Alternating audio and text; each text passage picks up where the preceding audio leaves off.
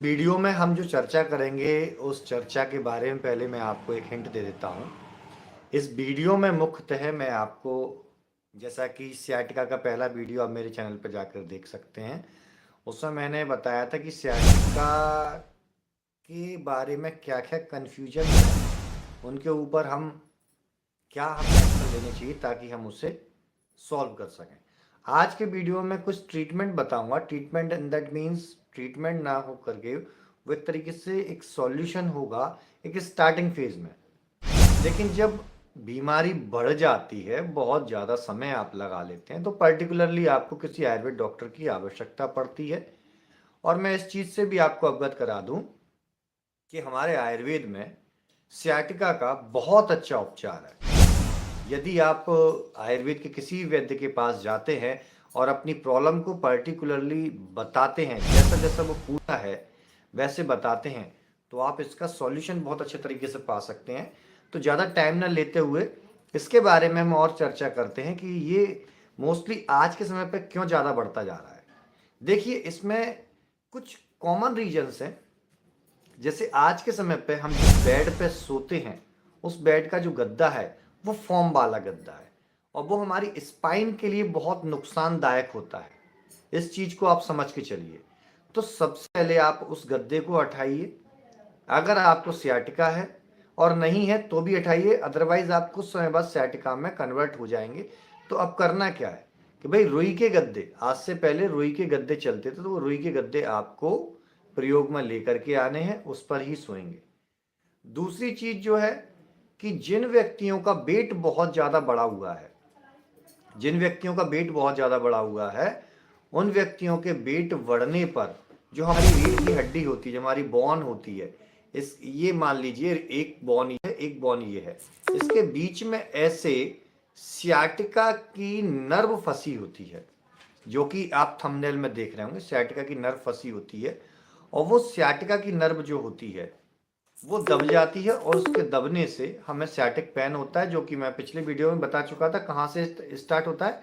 हमारे बटॉक से स्टार्ट होता है, पैर की एड़ी तक दर्द जाता है। कई पेशेंटों में बटॉक में दर्द स्टार्ट होता है, जांग में आता है, उसके बाद पिंडलियों में जाता है, उसके बाद एड़ियों में जाता है। किसी में किसी एक जगह पे कॉमन रहता है।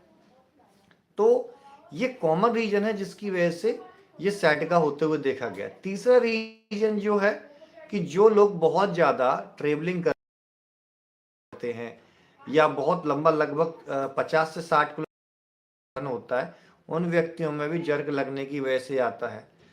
जो है, जो कॉमन है, महिलाओं में ये बहुत ज़्यादा देखने को मिलता है, क्योंकि उनमें आफ्टर 30 ईयर्स, 30 साल के बाद उन महिलाओं में कैल्शियम का डिपोजिशन कम होने लगता है, और एक कैल्शियम का डिपोजिशन कम होने की वजह से भी उनको ये प्रॉब्लम आती है। तो अब इसमें हम कर क्या सकते हैं? जैसा कि मैंने बताया, 30 साल के बाद महिलाओं को ये प्रॉब्लम आती है, तो कैल्शियम रिलेटेड चीज़ें वो यूज कर सकते हैं, जिसमें सबसे पहले तिली को लेंगे। तिली को हमारे यहाँ पे बोला गया है कि वात दोष का हरण करने वाली होती है, आयुर्वेद में क्लियर बोला है। और सियाटिका एक वातज व्याधि है। मैं बताऊं, सियाटिका एक वातज व्याधि है, तो वहां पर इसका बहुत अच्छा रोल आपको मिलने वाला है। कैल्शियम प्रचुर मात्रा में मिलेगा।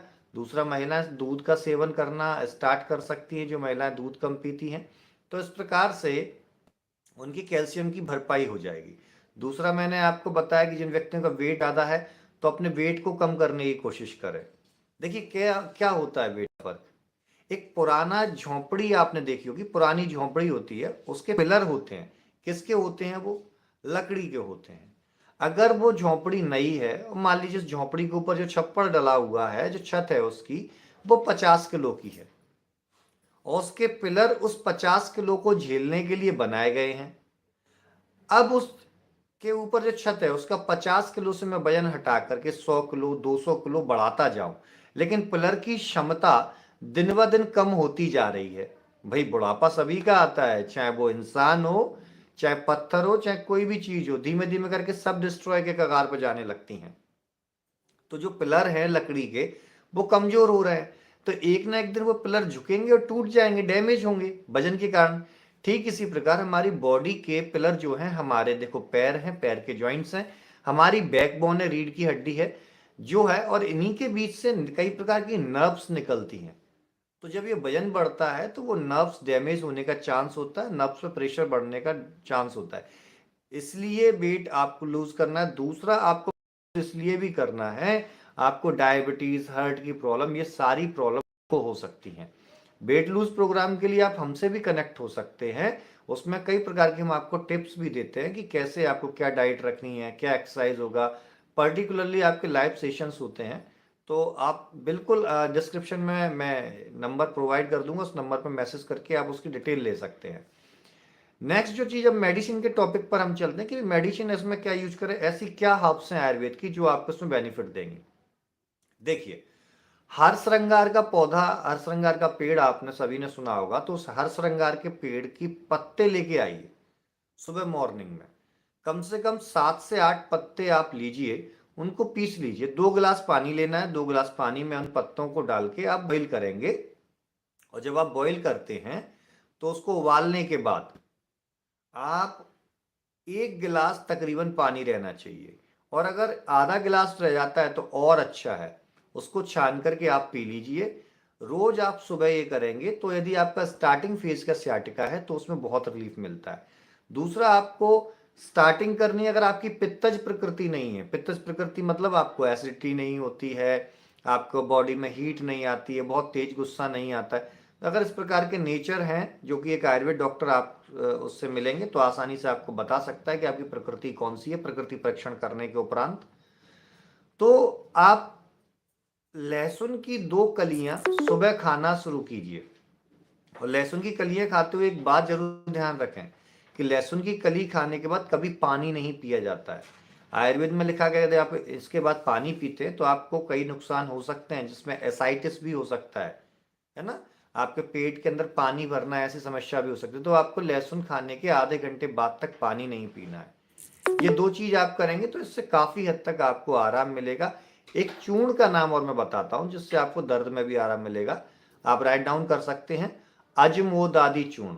यदि आप अजमोदादी चूर्ण को 1 चम्मच सुबह, 1 चम्मच शाम को, अगर उसी हर श्रृंगार के पत्ते के काढ़े से आप लेते हैं तो आपको माइल्ड स्टेज तक के सciatica में भी बहुत ज्यादा बेनिफिट मिलेगा। ये मेरे कई पेशेंट्स पर एक्सपेरिमेंट है।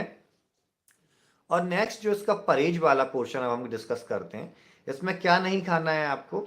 आपको इसमें राजमा नहीं खाने, छोले नहीं खाने, चावल नहीं खाना है, स्पेशली खटाई नहीं खानी है। खटाई में क्या, आम की खटाई नहीं खानी है, दही नहीं खाना है, और जितने भी खट्टे अचार होते हैं उनका सेवन नहीं करना है।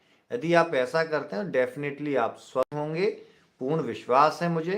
यदि आप को ये वीडियो अच्छा लगा है, ये हमारा सेशन अच्छा लगा है, तो प्लीज़ इस सेशन को और लोगों को शेयर कीजिए, चैनल को सब्सक्राइब कीजिए। हम ऐसे ही मिलते रहेंगे और नए स्वास्थ्य संबंधित हर प्रकार के टॉपिक पर हम कवरेज लेंगे।